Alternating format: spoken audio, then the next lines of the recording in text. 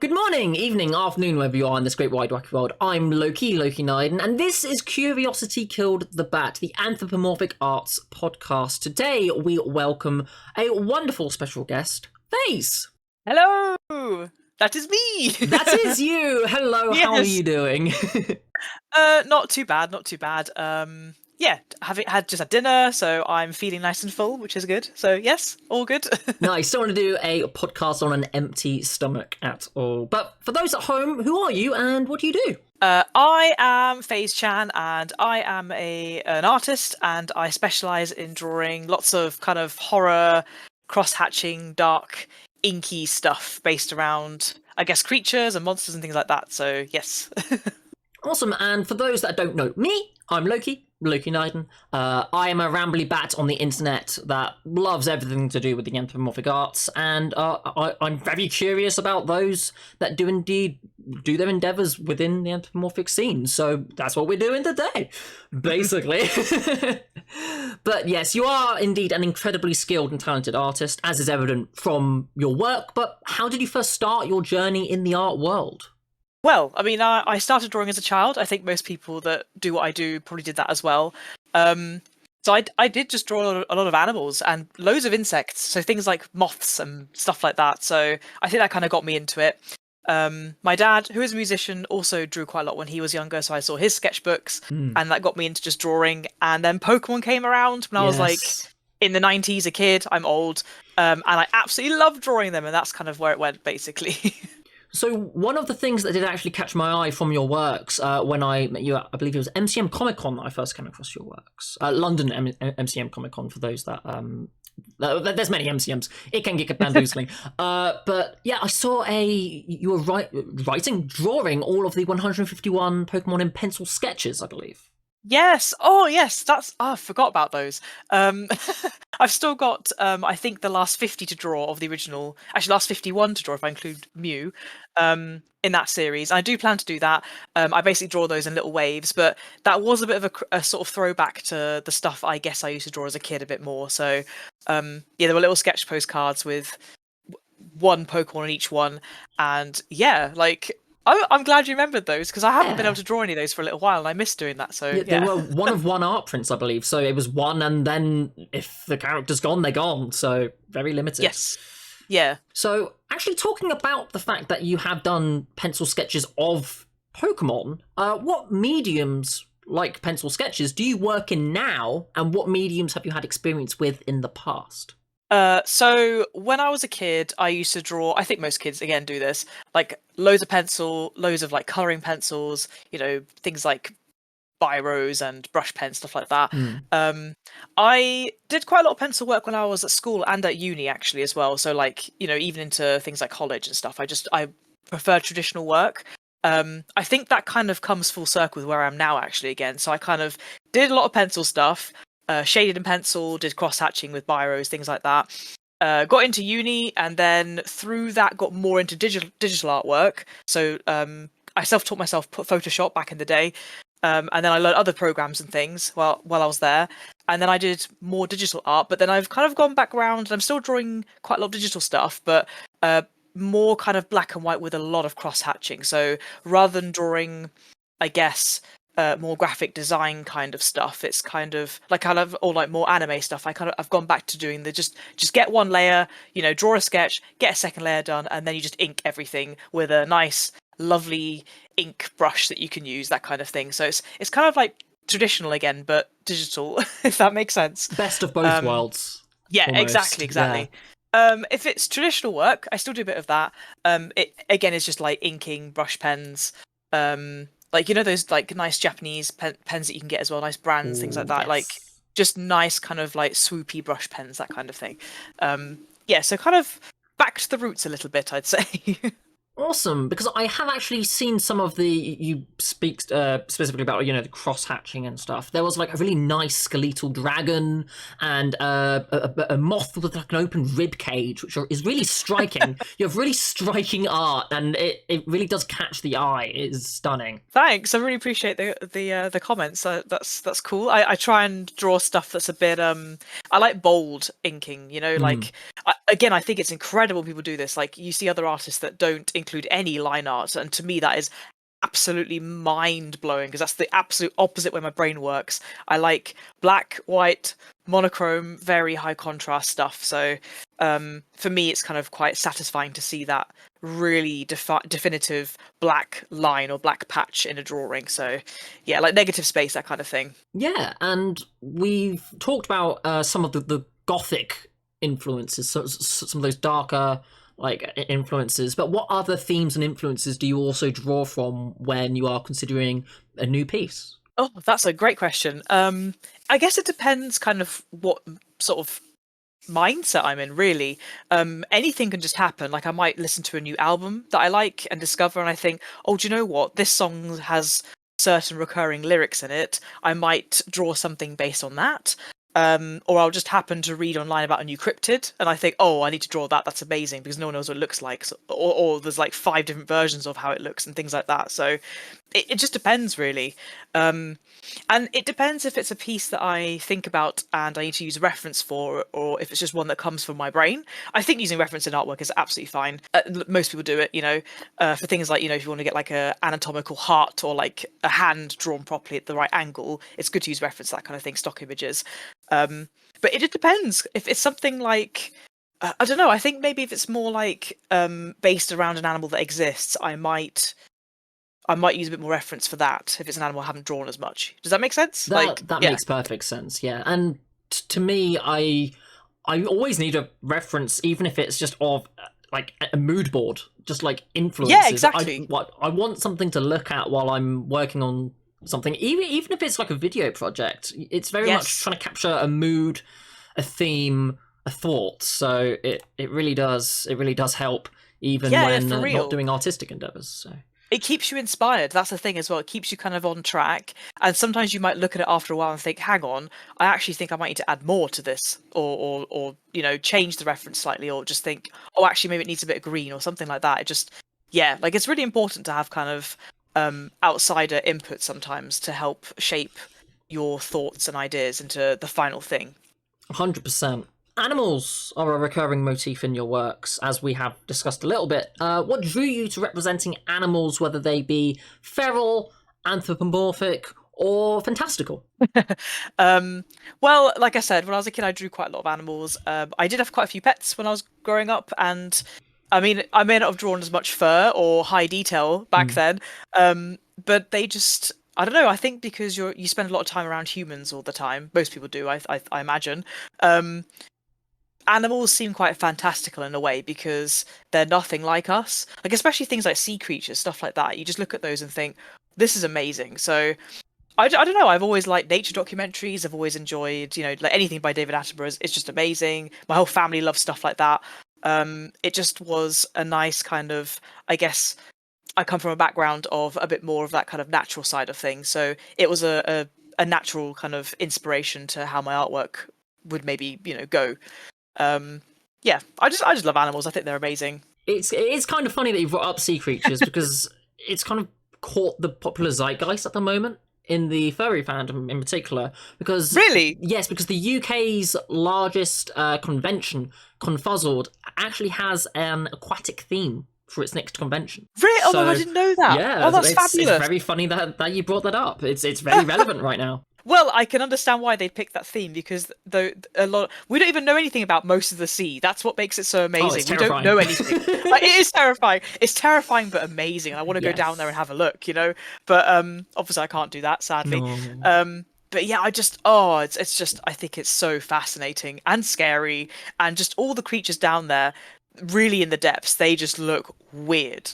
You look at them and think, that is the freakiest evolution I've ever seen. That's so weird. And they do weird stuff. It's like, yes, I'm going to be bioluminescent now. It's like, yeah, good job. Yeah. Good job. That's amazing. It's incredible. Terrifying. Absolutely terrifying. Speaking of terrifying things, social media is a blessing and a curse for the modern creator. In what ways do you navigate social media platforms to make them work for you? Ooh, that again is a question. So, I'm in my 30s, okay, so I grew up during a time without the internet. So I've gone through all of that, dial up and all that stuff. And I remember, oh god, I remember as a teenager thinking it was the most incredible thing I've ever seen, things like MSN and stuff like that. We're talking really the internet was young back then. Okay, so I don't know. I think back then I had a lot more time to spend on just browsing and enjoying the internet and just social media. And as I've kind of grown older, and I think with it just changing over the last, say, 5 or 6 years, I think rather than it being sort of a free platform where anyone can kind of express themselves, it's like all the big companies have made it more into just a place where everyone advertises something, or big companies have just advertised things. So for me now, it's quite you mentioned it being a blessing and a curse. For me, it's more like a curse at the moment, because it's just so, for me, I tend to try and limit the amount of time I spend on there, because I find that it just is massive time sink, and I have limited time as it is now to actually get my artwork done, especially with commissions. They take hours and hours and hours. I try and just limit what I do on there. I find it's best to kind of maybe not have notifications all the time for everything, because it literally for your mental health is terrible, honestly.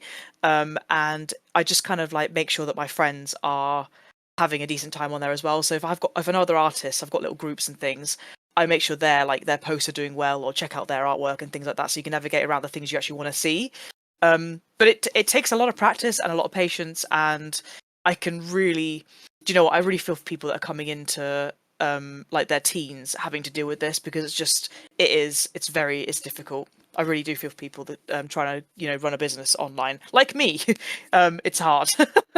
Just the whole curation of your own content, since you're always being driven by an algorithm that you don't understand, and it's trying to feed you content which is good because you get to see new great creators like yourself, but then they get rid of the block button, which is bad. But then you can see lots of amazing artwork, which is really nice. But then some of that artwork might be AI, which is bad. It's very much the frozen yogurt thing from The Simpsons. It's just, there's nice things, but then it's always got a downside to it, which is just really annoying. Yes, my goodness, yes. Like, you have absolutely hit the nail on the head. It's like it's really good. People are amazing, but it's the fact that everyone can access it, and some people are not amazing. And obviously, people create bots. There's companies, and there's big money involved, and well, it's just capitalism, isn't it, in a nutshell? Sometimes these sorts of things. Yeah. Ooh, capitalism. Fun. So I'm not going to go into politics or anything like that. But that's okay. It's tough. It is really tough. It's tough.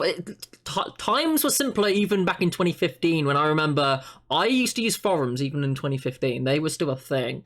Very niche parts of the internet, I will say, again, very fandom and stuff like that, but forums were still going, and then Discord kind of killed them all, and Discord doesn't really have a means of storing content or being able to access it way back. Whereas in a forum, of course, you could go, I want to see this thing from 2013, and then you can probably go into a relevant thread, and it's all catalogued.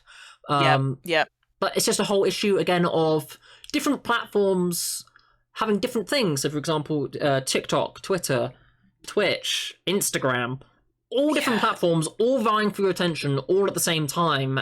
And you can curate your own content in one platform, but of course that's not going to then cross over to another one. So you've got to do it's our full-time job, just curating your own content of what you want to see. Honestly, seriously, like, right now this is really relevant for me because I got an invite for Blue Sky finally. And it's like I don't know whether you probably know, it's like kind of like another Twitter type thing. It's like a little gated community Twitter, yeah. Yeah, exactly. And I was like, I better get on this because, again, I normally wouldn't give a shit. Am I allowed to swear on this? Oh, that is more than so. Yes, go for it. Okay, good. Sorry, I thought I'd check before I start. No, that's okay. S-bombs.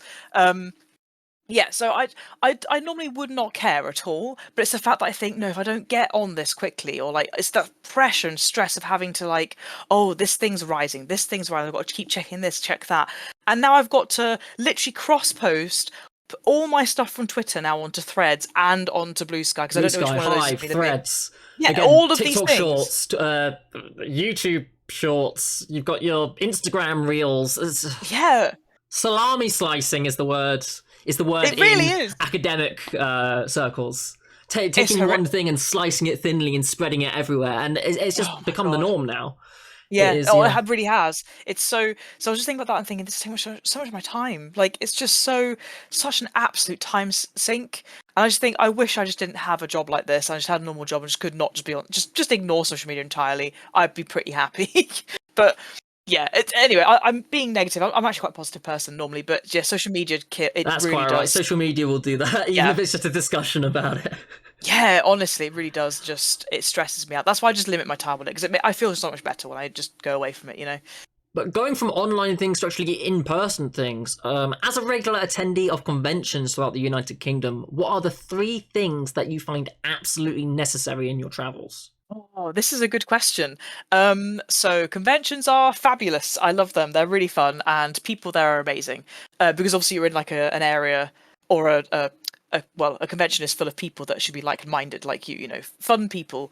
Um, so 3 things that I'd find necessary. So I suppose the main thing I'd say is don't overpack because it's better to have a smaller amount of stock that you sell out of, and then as long as you know that you've calculated that you're going to get good profit from that, that's fine. Like never bring like a billion prints of one thing and a billion of these things because it's just so stressful. Having all that stuff to take back is really depressing. Um, Make sure you bring snacks and like please water. You need to have water. Like oh my god, I know friends at settler cons and things like that, and they don't have water bottles and stuff. And I'm like, how are you alive? Be careful.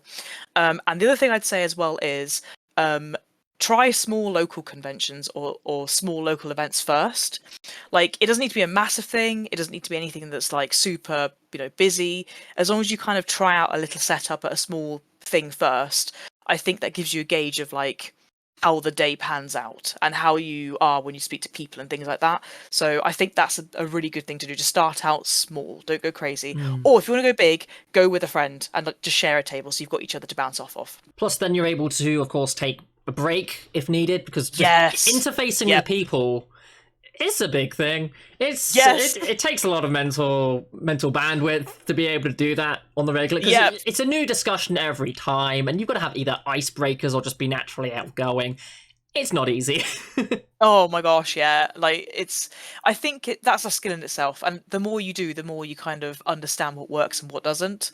Um, yeah. So I guess start if you can start off with a smaller event. Doesn't matter about making lots of money. Just go there and experience what it's like. So, talking about water is a really good one, actually, because snacks and water at these events can be super expensive. So, do you have to actually like budget for what you're taking when you're going up to an event itself, or are you more of a thing that's like, I'm here, we're gonna get through this? It's a whole ordeal kind of situation. Do you know? It depends if I'm with someone or not. I tend to do conventions and travel on my own. Actually, I know people that are other artists at the event, but when it comes to my table, I run it on my own usually. And I also do public transport. I don't drive. So in that case, I'm quite good at planning ahead. So I would probably in the morning before, at least on the Friday, if it's a weekend event, I'll probably go to Tesco or whatever, Aldi, Lidl, whatever's nearby, and just like stock up on things that you can take with you that are things that last and don't need refrigeration. So healthy stuff. So like things like fruit bars or like apples. Apples are great because they randomly last for ages. They're really weird compared to other fruits. Bananas are pretty good as well because obviously they're not messy. They've got a skin on them. This is really in-depth, specific things for No, like myself. these little tips are like exactly what people don't think about when going to conventions. Yeah, It's just yeah. honestly, like get yourself a little like bag for life and just stock up for the 2 days and just have like if you know it's an event that's going to be smaller, you haven't got anyone to go and get drinks and things for you, you may as well get like a decent amount of snacks. So don't go crazy, don't buy just sweets and chocolate. Buy some of those things, but then also get something that's a bit more kind of full of vitamins and nourishment because you will just crash otherwise. I've done that before. Don't do it. Energy drinks, don't do that. Like drink No, water. yes. And Drink water for the love of God. I think that's You'll just just drain good yourself. good convention etiquette is have breakfast, have lunch, have dinner. Like Yes. Yeah. it's the whole thing of have 8 hours sleep, 3 square meals and a shower at a convention, like every night, every day. It's just the go-to, but people seem to forget it sometimes to Do their you know, I detriment. think yeah, I mean I get it, like especially if you're quite new to it, like it can be quite kind of overwhelming having to deal Mm. with all these new things that are happening, the sort of food and hydration for the day, because it will make you feel so much better for the whole thing. You'll just be there like, "Oh, I feel quite chipper. I've got energy or whatever." It's just it helps. It helps. So, what are some of your favourite conventions that you've attended? What conventions are you looking forward to? All that sort of thing. Oh, I've done so many. So, my favorite ever, and best convention I think ever is Dokomi in Germany. Right? Um, it is. It's fabulous. So, not just for the fact that you get decent sales there. It's just the fact that people specifically go there to buy artwork. They go there to see original artwork. It's wonderful. Like you go there and people are so enthusiastic about the things that you draw. And there's also a culture there, and it takes place in Dusseldorf in Germany, where people go around and customers will come over and they've got like their own little book or sketchbook, and they ask for a konhon. So it'll be like a little sketch you draw in the sketchbook for them, there and then, whether it's like a little TD sketch for 10 minutes or whether it's like a thing where they leave the book with you for an hour. They can do it overnight as well. If it's a 3-day convention, so it can be overnight if they come back the next day. You can charge really good money for those because it is an original piece of artwork. You can sign it, date it. They expect to pay decently and they want to see your original work. It's amazing. It's just it's liberating. Like they just want to see your artwork. It's so good. It's one of a kind That's as my well, favourite. so no one else will ever have that piece. Yeah, exactly. It's a traditional. It's physically in their sketchbook. They own it. I think that's why they like it so much. It's like a thing they just love over there. They like konhons. So yeah, that was outstanding. That convention. The hall that I was in. There were like 6 different halls on this site. There were like 700 artists in this one hall where I was. It was massive. It was amazing. So that was one of your biggest ones. You mentioned some smaller conventions as well. What smaller conventions have you attended? So again, quite a few. I'd say as a good starting point, if there are any local ones to you, if you are starting out, there is a brand or organizer, should I say, called UKCGF. I think it stands for like UK Comics and Games F or something. I don't know. I'm not Federation, quite sure. Foundation, yes. Fun. I don't know. Fun. And so they're kind of they're really cool. They're local, and you have to travel, get hotels. Honestly, go for it. The lady who runs it's called Lisa. She's really nice. She really tries. She's just very lovely to speak to in person. She will look after you when you get there. It's really good. Tables aren't too expensive. They do artist tables, so they're a bit discounted as well. You have to pay for a table as well. So you basically rent a physical table to have in the artist spot. Again, not expensive. I can highly recommend them just as like a little small local con to try out. They tend to have decent footfall at them, so yeah, I can't knock them. They're really good. What other small ones are there? Do you know what? I'd also say if you have anything near you, and depending what kind of artwork you draw or create, see if there are any kind of like alternative or goth kind of markets or like fantasy fair kind of things near you, because there might be something quite local to you again. So you don't have to pay for any kind of hotels or transport. It's local. If the table there is like 40-50 pounds, I'd say definitely give that a go if it's a weekend or just one day in the weekend. Yeah, look for those sorts of things on, I guess, Facebook. I know Facebook's rubbish, but there's some good local stuff on there. I'd check it out. And I would also say, for those that aren't familiar with the furry fandom, that fur meets are a very similar situation to what Phase has just mentioned there. And generally, you don't even need to pay for a table. You just rock up and they're happy to have you just to chill there. So yeah, if you are in the furry fandom, fur meets, and if you're not in the furry fandom, fur meets, check her out. I've heard, like, I'm not directly part of the furry fandom, but I've heard of these myself loads of times for the people that go to them, attend them, and have recommended them. So yes, I'd say I would try one myself as well. So yes. If there's a local one, anything local, please try it out. You don't lose anything. Like, honestly, go for it. Go local. It works. Yes, go local. It go local. Works. But you did mention that you've been doing this for some time now. What advice would you give your 15-year-old self? Oh, my little 15-year-old self. So I've been doing conventions for pre-pandemic, so we're going to say maybe 2017, something like that. So quite a few years. But obviously back then I did them whilst doing a full-time job as well. One thing I would tell my 15-year-old self now is, everything I drew I just hated, and I think a lot of people go through that. Musicians, artists, whatever, you just hate anything you create. Imposter syndrome is massive, and I feel like even when I was 15, or even when I was like 20, even up to 25, I looked at my artwork and thought, I can't make money from this. No one gives a crap. Like, no one's going to buy this shit. Blah blah blah. You just doubt everything you're doing. And the other thing I would say to myself as well is, well, I'd say to myself, that's rubbish. Keep drawing. And the other thing I'd say is also, like, please try drawing your original stuff. Like, I just drew fan art stuff until like the age of maybe even like, I'd say like 24 or something, like a lot. You know, we're talking many, many years.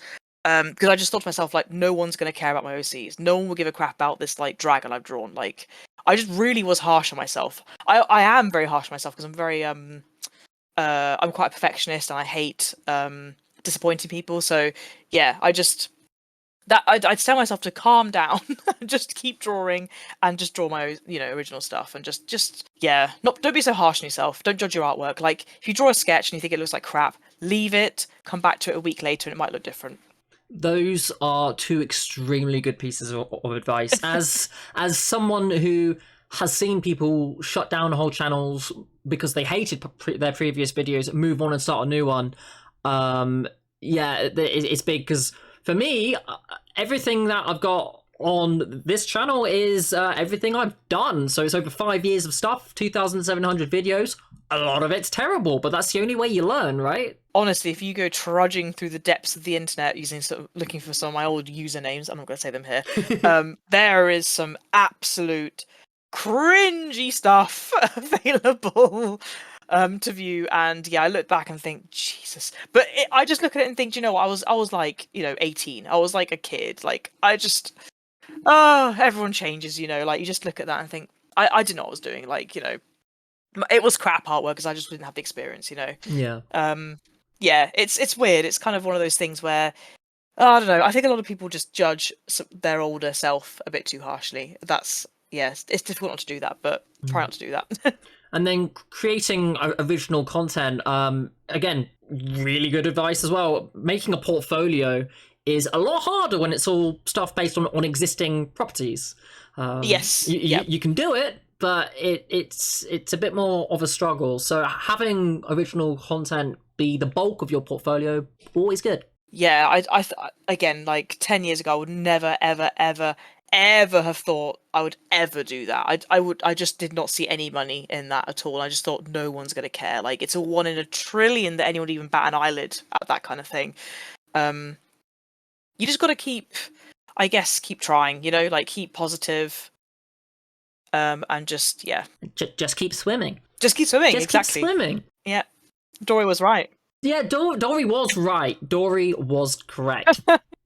Thank you so much, Phase, for taking some of your valuable time to be with me and discuss the anthropomorphic arts. It's been a pleasure. No worries. The pleasure was mine. Thank you for having me. You're welcome. What are you currently working on, and where can viewers and listeners find your work? So I'm currently working on a few commissions, so they're things I can't release publicly yet. But I'm planning on maybe potentially running a new Kickstarter at the end of the year, actually. It'll be probably a bunch of enamel pins. And actually, speaking about sea creatures, it'll either be sea creature related, because sea creatures are the best, or it'll be bug related, because bugs are also the best. I love bugs as well. Big agree on both. Bugs are the best. Oh my god, I love them. I actually have pet bugs, so yeah. Tardigrades, yes. Tardigrades, oh my god, we love the best. tardigrades in this household. I've got 2 praying mantis as well, so they're amazing. I love them so much. They live in separate tanks, of course. They can't be together. And we've got millipedes as well. They're cool. So yeah, bugs are just fabulous. They're amazing. So anyway, yes, I've got plans. And if anyone wants to come check out my stuff, I haven't done any plugs. I haven't done plugging of my work before in my life, so this is really awkward. But I am PhaseChan on pretty much literally everything. So Phase like PHASE and Chan like Chan, and it's just one word. And I'm on all kinds of social media, everything as the same under the same username. Twitter, so, Blue Sky. Yes. Insert other socials Instagram, here in the future. Everything. Because things change very quickly.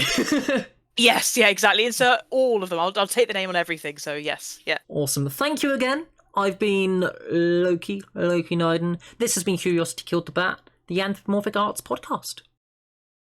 Here we are with news and jokes and to and fro and do's and don'ts. Come with me and live a little brand new Luk and Lok. Hooray! It's everybody's favourite internet fluffs, Luk and Lok.